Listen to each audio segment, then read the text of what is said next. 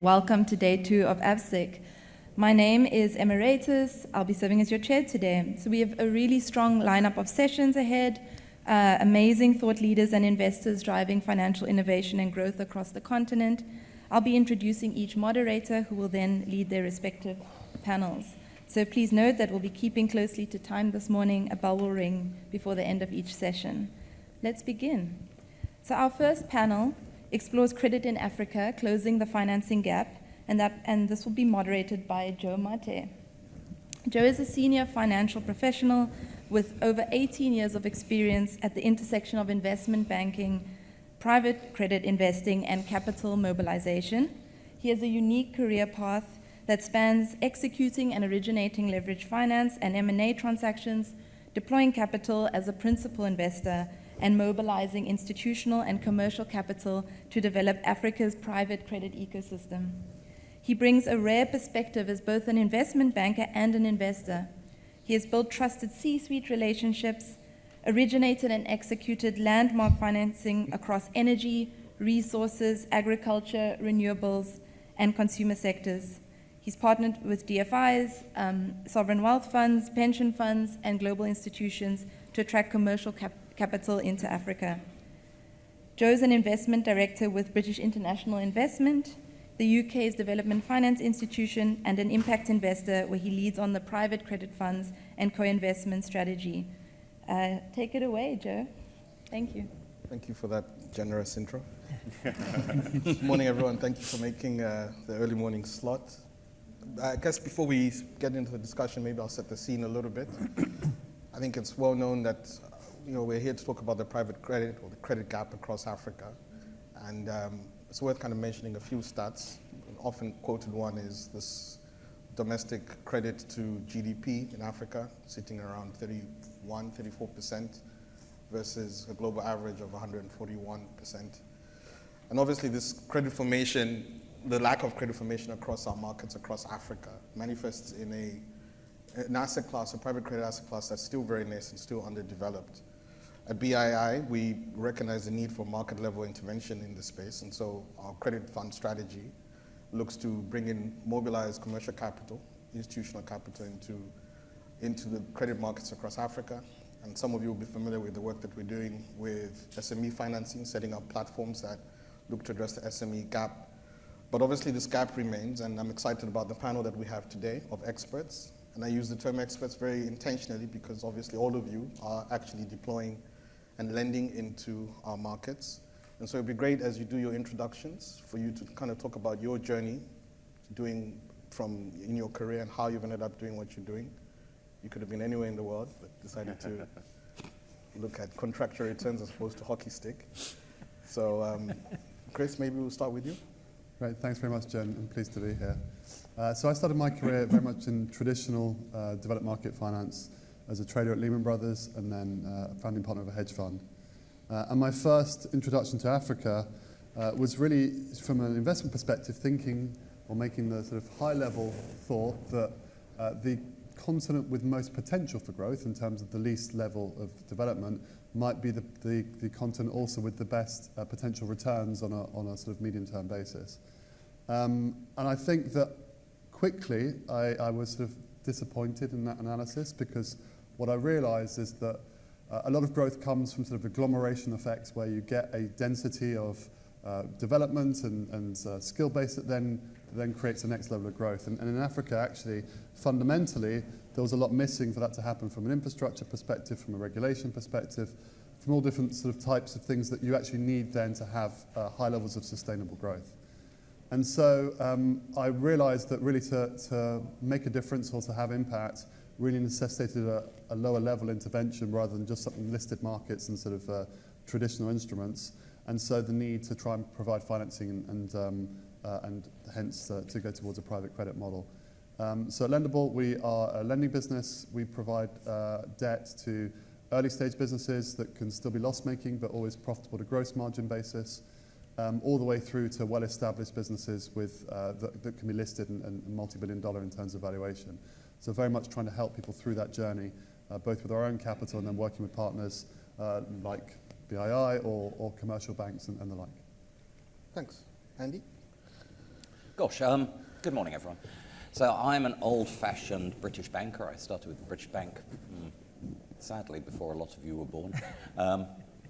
And then I had the opportunity in the late 90s to go to Africa when the British bank I was working for said, "Oh, do you want to be our CFO in Africa?"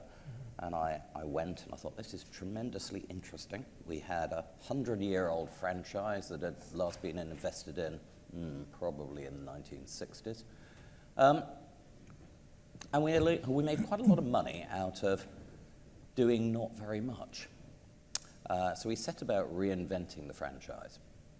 And we harmonized it across the continent, and we built an SME business, and we built a commercial banking business. And eventually we ended up, and this rather gives it away to some of you, buying a South African bank and creating probably the leading bank across the continent, although of course Standard Bank would argue with that. Then a few years later I went to join Standard Chartered, and again a brilliant Pan-African franchise. And I was tremendously proud of working for those two banks because we were investing across the continent, we were building, we were enabling people to make things real. And I remember speaking at a conference many years ago where after I spoke, people stuck their hands up for questions, and I was sitting next to someone from the AFSIC, and the first question came, and I thought, oh God, here we go. And they went, "It's for the person from Barclays." I thought, I'm in deep trouble now. And the lady went, "I'd just like to say thank you. Barclays introduced leasing in Kenya. You were the first bank to do so. You've enabled me to build my business." And that was fantastic. There is nothing quite like someone telling you that you have enabled them to change their lives. We don't change lives as bankers. We enable people to change theirs. And then I went on and did a few other things and ran a bank in Mauritius and Africa. But the problem of the last decade is that the international banks have retreated. The space for private credit in Africa is bigger than it's ever been, not because the need is necessarily growing, although it is, and the stats that Joe gives you prove that, but more because the international banks have pulled back.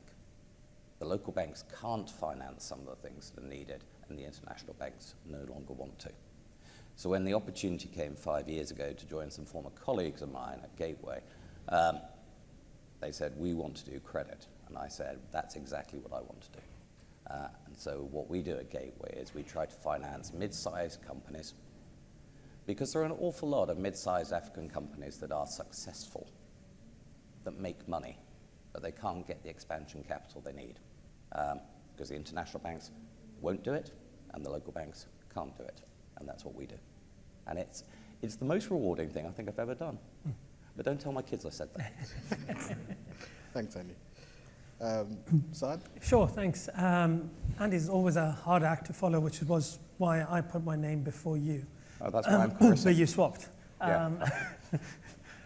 So my name is Saad Sheikh. I'm a partner at Enco Capital. My journey is a little bit different to my fellow panelists. I'm an engineer by background, computer systems and electronics, and I went into technology. So I was with Nokia, and I promise I didn't take them down. But with Nokia and telecommunications and all the system signaling, I was doing that. And then in 2012, I went into consulting with Accenture for 3-4 years, and I started running the strategy team within Accenture. And an opportunity came by absolutely left field, which was Africa, that I'd probably been to once with Nokia, and that to South Africa. An opportunity came by to help a small family office fix their investments and start investing. They had a small pool of capital, about $12 million. I took a sabbatical because I was aching for an adventure. Accenture does become a little bit mundane, or strategy becomes a little bit mundane.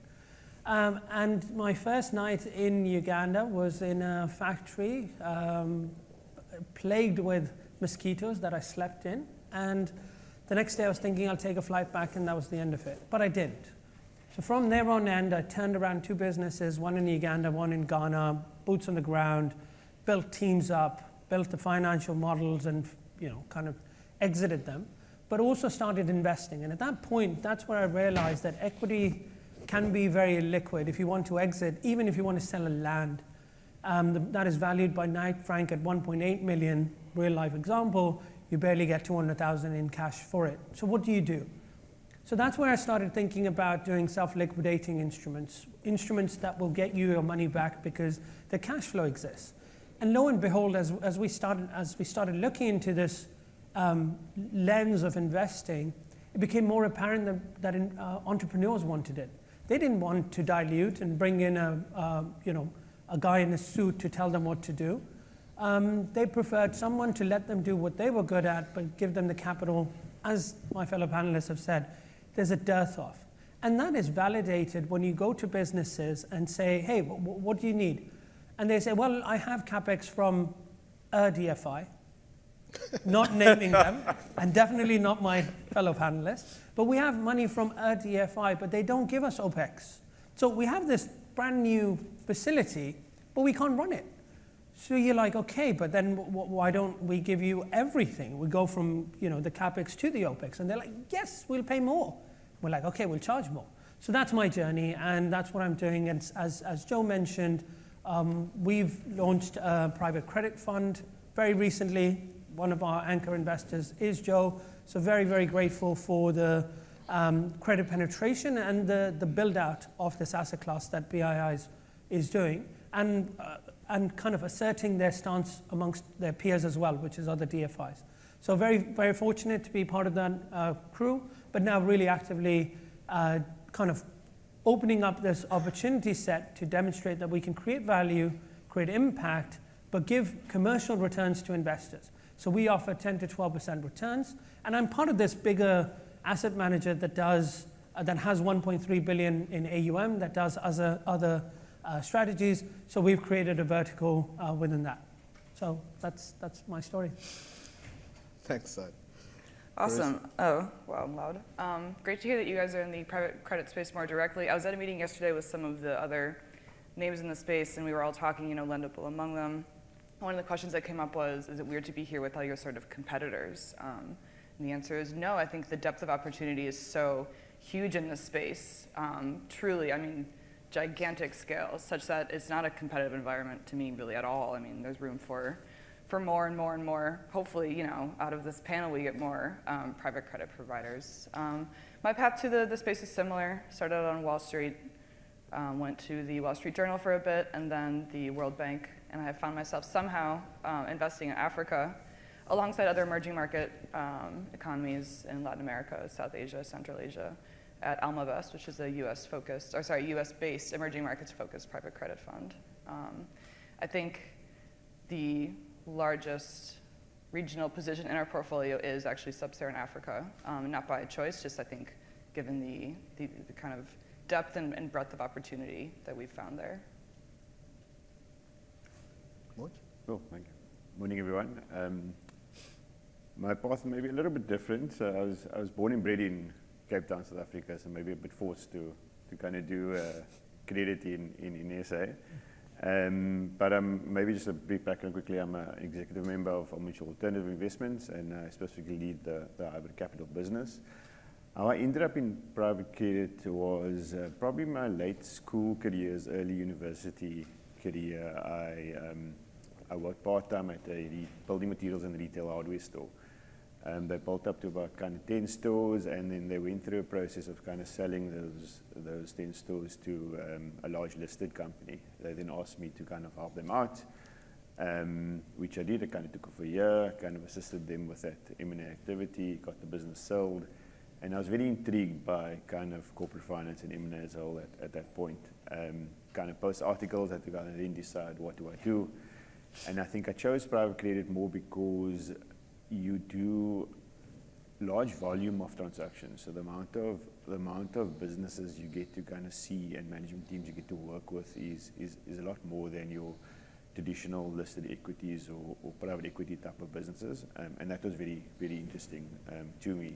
And also how you could kind of use that capital to assist those businesses and management teams to kind of achieve the required growth plans. Thanks, Majid. I'd like to unpack this idea of this gap a bit more. Obviously, your backgrounds are all very different, all very, very interesting, and very clearly that there is a personal motivation that's brought you to operating in this space. But Andy, maybe if I could turn to you, because I think I'm really curious to hear, you're given where you started in the banking space and this opportunity that you identified. You mentioned over the last 10 years the banks have retreated. I'd love to hear a bit more about this, what is it that what gap have the banks created? A bit more about these mid-market businesses that, really can be the engine room for growth, I hope. Look, I think it's relatively simple, and you might all disagree with me, but from where I sit, I look and I see that the multinationals operating in Africa can get term dollars for expansion and growth out of the multinational banks.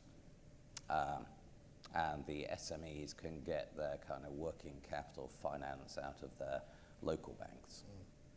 But the local banks don't have term dollars, and the multinational banks will not lend term dollars to other than multinational companies. And one of the banks I used to work for a few years ago merged its corporate and commercial banking arms, and I used to run its commercial banking arm for a while.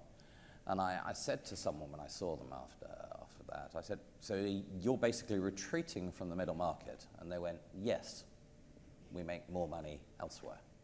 And they genuinely do. But there are a huge number of successful African businesses. I mean, we hear every time you open a journal or a magazine on Africa, you hear about SMEs and startups, and we need more entrepreneurs. Well, we have a huge number of entrepreneurs across the continent who have built good businesses, but they just struggle to get the finance they need to expand and grow those businesses to the next stage. And you see it in terms of the export of raw materials rather than the value add being kept within Africa. You see it in the lack of intra-Africa export and intra-Africa trade. So we're kind of consciously trying to step into that gap. And sometimes banks create that opportunity, and sometimes they make a bit of a mess of it as well. So I remember a couple of years ago, I was talking to a friend of mine who runs a bank, or ran a bank in Kenya, and he said, well, we don't need people like you in Kenya, Andy. We don't need private credit because we, the banks, lend 5-year dollars. And I went, but that makes absolutely no sense to me whatsoever. Your market is structurally short of term dollars. Why would you do that? And he went, because we can. And it turned out to be just a giant trick. And of course, when the currency went, it went big time for a while. So that gap exists because we are not funded by deposits, because we are not worried about the tenor of what we do. It means we can lend people 5, 6, 7-year money.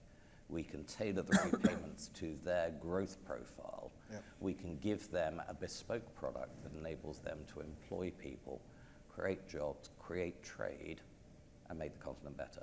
I think it's a fantastic place to be. And as Carissa said, there is so much need. And Saad and I have known each other for a couple of years, and we have never thought about competing because the space is so big, we can just collaborate. Okay. Chris, I'll turn to you next. I think it's fair to say Lendable is somewhat thematic. I'm keen to hear a bit more about the fintech lending that you look at. Sure, and maybe if I could just add to Andy's comment. I think in terms of the opportunity at a headline level, I think it's really structural in the sense of it's not just the funding sources that the banks have available and therefore the inability just to match the need with the funding source, but it's also from a regulatory and let's say a government macro side, a pressure, because in a lot of African nations, there is a need for the banks to effectively finance governments through buying government bonds.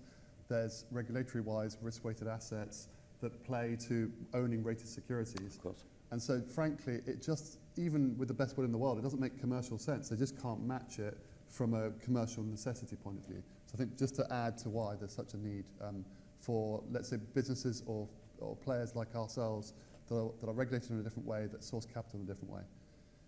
In terms of our strategy specifically, Lendable, we very much focus on lending to what we call digitally enabled businesses. And where that comes from is a belief that the availability of data helps you better understand a business and therefore better be able to meet their needs.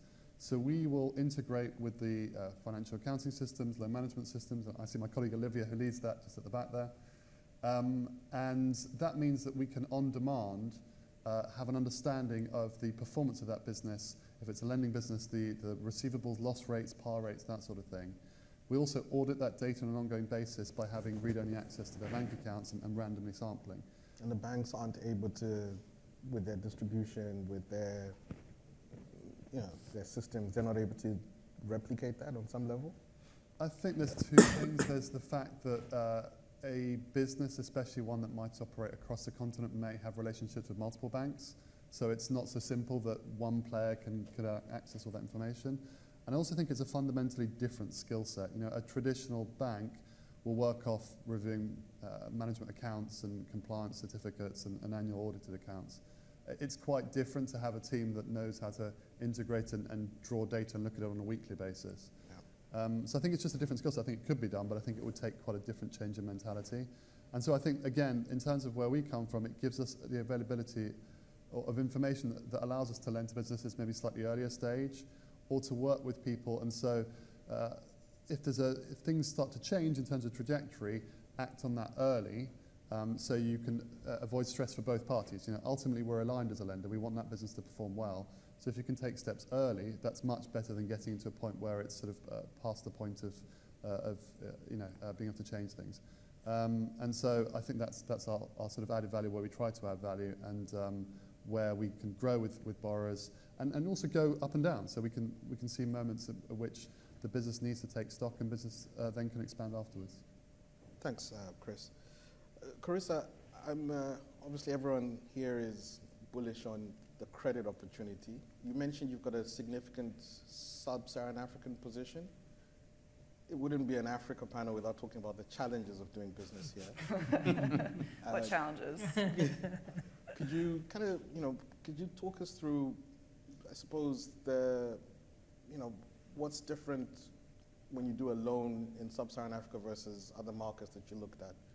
Yeah, I was just thinking about, because we do, I think, have the benefit of investing on a global scale. So I can see sort of, is it different to lend to people to buy a car in Kenya than it is in Peru, than it is in Thailand, And at the end of the day, no. I mean, I haven't seen a huge difference in repayment rates at a macro level, right? So let's assume that the same kind of lower income borrower performs roughly the same. Like, let's start with that as a base assumption. What makes it different to do deals in sub-Saharan Africa versus other parts of the world? I think other markets have the benefit of more active family offices and kind of high net worth individuals investing locally. I think VC is more active in other markets. So the number of deals that I get will be lower. I guess the number of deals that have been kind of institutionalized to the point that they're ready for credit from a US investor like Almavest tends to be lower. I think that is one kind of important difference. I think. And do you think, I was just going to add, when you think about, you mentioned family offices, institutional investors, just given the difference, in terms of institutionalization, does that mean that a lot of them look at Africa as a slightly more risky market relative to other spaces? Is that fair? I'm not sure. I'm not sure. So I think family offices tend to invest locally. So you see there's a lot of family offices that are very active in Latin America. East Asia, that takes up a lot of Southeast Asian deal flow. North Africa, that's a lot of kind of GCC family offices. I think you're missing that in parts of sub-Saharan Africa, so there's not necessarily that early stage of funding that gets you ready to take on the credit of a larger investor like Alma. I think hedging is just an absolute nightmare, especially in the markets that are the most attractive, Egypt, Ghana, Nigeria. Is that a size thing? Surely no, it's pricing. It's crazy. I don't know if you've looked at pricing like the Ghanaian CD versus USD, but you're adding another like 20, 30 points to your cost of credit. And I don't see enough activity. I think it's awesome that the kind of Western development funds are helping funds like Alma and all the funds on the board today. I would personally love to see more activity by the domestic development banks. Like Nigeria, for example, has many local development agencies, guarantee, Exim banks. I would love to see if those guys could kind of take a hand in helping out with some of the hedging on like a very, very practical level. Muj, I mean, your funds are quite active in South Africa. Do these, some of the challenges noted, resonate with you, or do you think is South Africa a bit more I have to say we're actually not quite active in South Africa. Sorry? We're actually not active in South Africa. You're not active in South No, Africa? I would love to be. If there's any, I spoke with an amazing South African lender yesterday, and he was like, "You guys sound great, but we have funding from DFC at 5%." Just like, that's awesome. You take that funding all day, but you know, there's nothing I can give you at this moment in time. Well, maybe Muj's pipeline.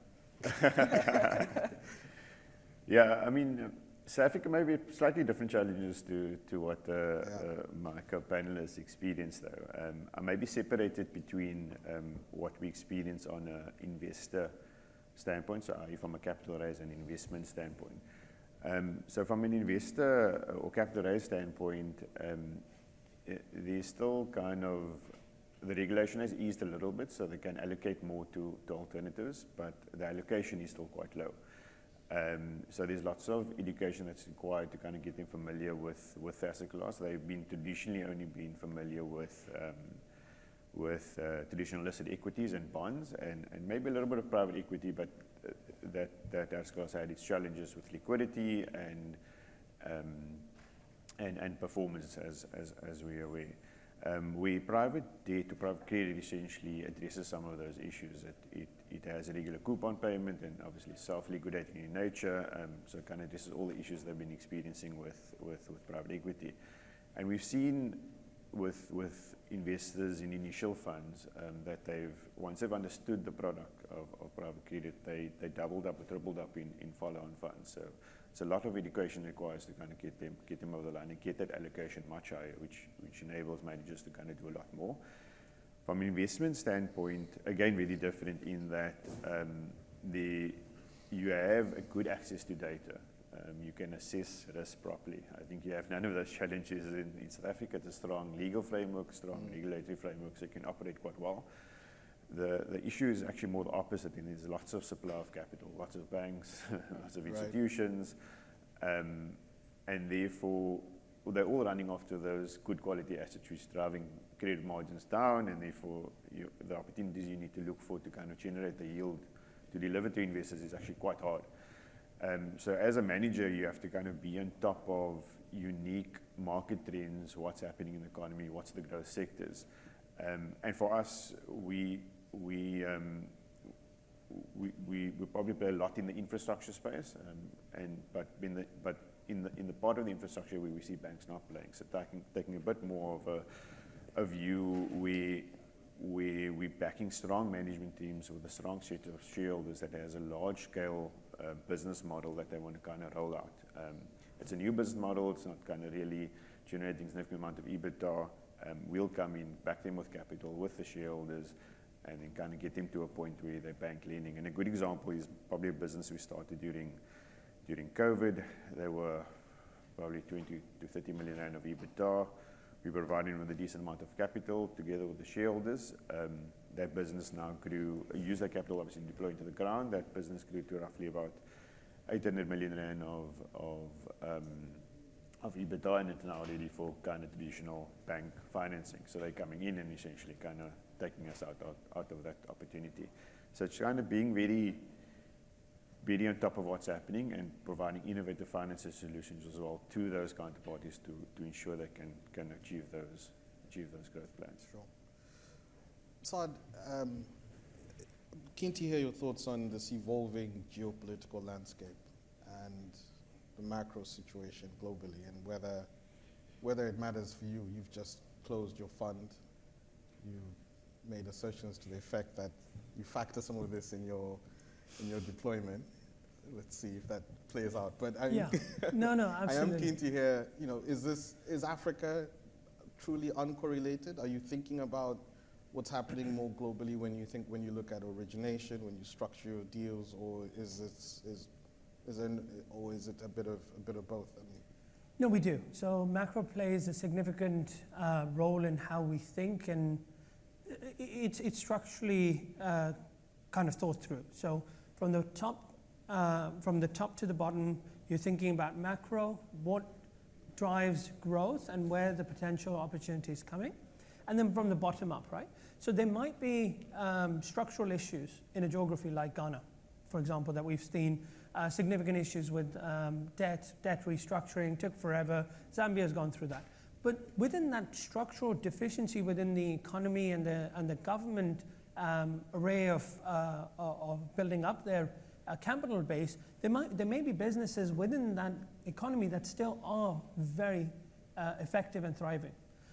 So I'll just give you an example of the environment these businesses operate in. There's a apparel manufacturer in Ghana that came to us during this whole Ghana crisis of 23 rolling into 2024. They couldn't get LC lines to buy cotton from China, which was their raw material. So they came to us and said, give us just 10 million credit facility, broad, that we'll use for 5 years, and that's all we'll do. We'll buy our raw materials at effective prices. The banks just would not, because the system just got completely blocked. There was no LC line that was available from all of these banks. That's how difficult these economies become. So we couldn't invest in that business at that time because we didn't have the capital, but that's a deficiency. So it's very important to overlay the macro, but then go into the opportunities as well. So even today in Zambia, in Ghana, we will look at businesses that have dollar revenues and local currency costs, right? So even structurally, those are difficult economies, but we'll do that. Now, what we will try to stay clear of are markets where there are inefficiencies in the system such that you can't get dollars out. So for example, Ethiopia will be very, very careful. For example, other markets where the capital controls, or we think that capital controls could kick in, we'll be very careful to structure them outside, just to make sure that money supply doesn't block. So yes, there is a very important role for macro to play. But then to your question of, is it completely uncorrelated? On a business level, and the dearth of opportunities that these businesses have had to grow, yes, it is completely uncorrelated. Again, to the point that that business is uncorrelated to its own economy, the business is completely isolated to the global macro, unless it's in a tariff environment, right? So the US has put 45% tariff on steel, for example, and you're looking at a steel exporter with offtake in the US, then sure. But those macro elements are siloed. So you wouldn't price. So if you're thinking about pricing alone in, I'll avoid mentioning Malawi. But if you're thinking about pricing alone, you wouldn't look at it from, the way the bond market look at it and kind of say, what's the sovereign rating? You would look at the fundamentals of the business and price based on the fundamentals of that business. So it's risk-adjusted pricing, correct? Absolutely, from the bottom up. Okay. We will, however, look at where the bonds are, just to give us a benchmark, right? So let's say the Nigerian bond is trading at 11. That means our benchmark pricing in the coupon may be around that range as an outlay, but then beyond that, it's all business, which is what you said, right? Okay. So it is overlaid by macro with an under trend of the business itself. Okay. So, I mean, this all sounds very exciting and suggests that we should see more capital flowing into private credit across Africa. So what do we need to do more of? And please don't say DFIs.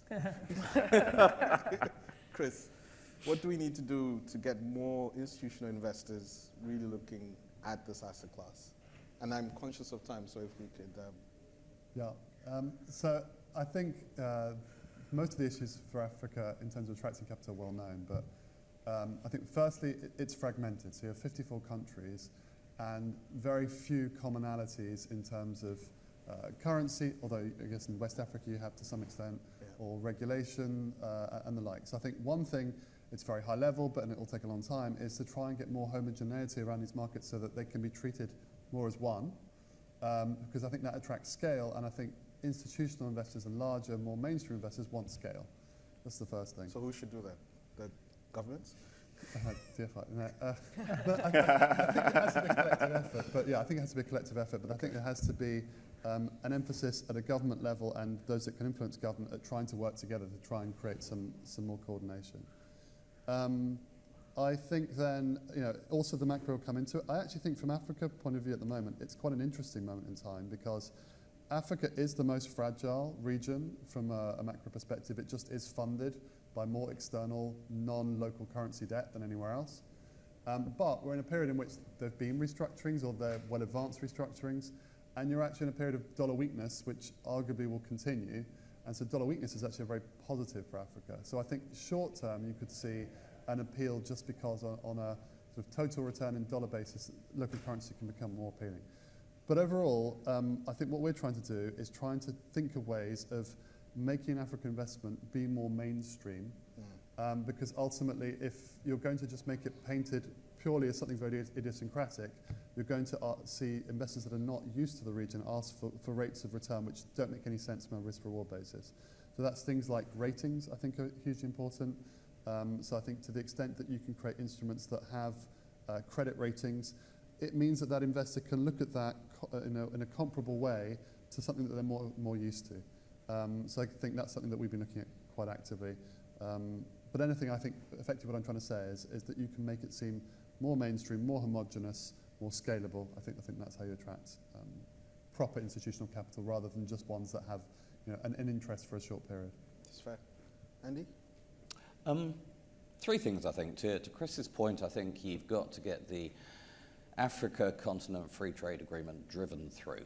It's not going to be signed up to by lots of countries that do very little. You need the Africa Secretariat to really drive through that homogeneity, which will give you a much bigger market. Secondly, to Carissa's point from earlier, there is quite a lot of money in African DFIs, African institutions, that they actually have to start to deploy into the private sector to grow the private sector, not to deploy into government bonds, not have the public sector crowd out the private sector, but actually deploy into growing economies and creating jobs. And then thirdly, and disappointingly, I can't put this down to the DFIs, it's down to the five of us, we have to provide the proof to investors that we can deliver the returns. You said earlier when you were talking to Saad, you've got your new fund and you promised 11 to 13, you can deliver that. Yeah, we actually have to deliver. We have to prove to investors that actually this is an investable space where you can make good returns and you can do good at the same time. Sounds good. Saad? Sure. There's a lot to be done, but my view is African capital for Africa. I think that's what I feel is lacking.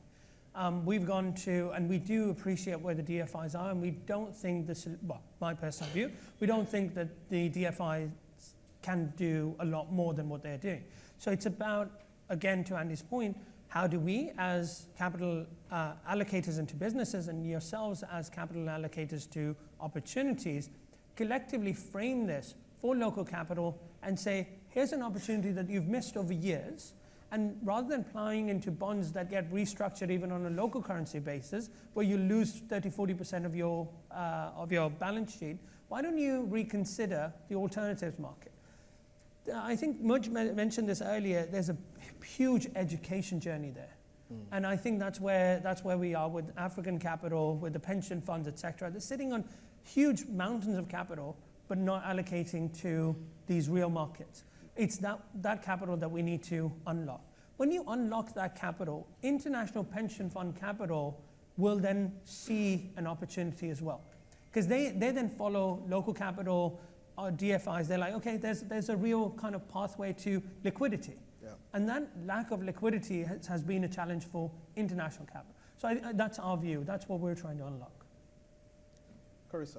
Yeah, I mean, I agree with everything that's been said. I think just to add on to that, I think there needs to be, like, why don't I, if I read the Wall Street Journal, if I read Bloomberg, any of the mainstream kind of financial press, why don't I hear about people investing in Africa? Why don't I hear about kind of the interesting or niche strategies that we're all working? I think there needs to be a bit more of like a coordinated media push to kind of get these types of investment strategies, which often could be very profitable and, no worse than investing in auto loans in, the southwestern United States. Like, why don't I hear about these strategies more outside my own, this niche world that we're all in? So I think putting in some time and effort, energy into publicizing, stories about investments gone well and circulating those in the right circles, I think, to get kind of mutual fund money interested. And even this is so not on people's radar. I think that's part of the problem. And then two, I think, just any kind of solutions around repatriation, currency controls, withholding taxes in certain markets, making sure that the regulatory framework is in place and aligned for investors to come in and do what they should be doing. Thank you. Moj, finally, Probably when you launch your Pan-African fund, how are you going to say, scale? so try to bring the DFIs back to South Africa, Joe. I think that's key. Look, I mean, I think everything has been said. I mean, I won't kind of repeat the whole education point, but that's a big thing from a South African pension fund standpoint. I think they lack maybe international investors' understanding of the asset class. There's lots of education that still needs to take place. The one other pocket we also looking to unlock is more retail money. So we're working with our wealth platforms as well to see what type of kind of platform or product we can actually launch to bring retail money into the alternatives or in private credit space specifically. Thanks. I've been told we have time for at least one audience question.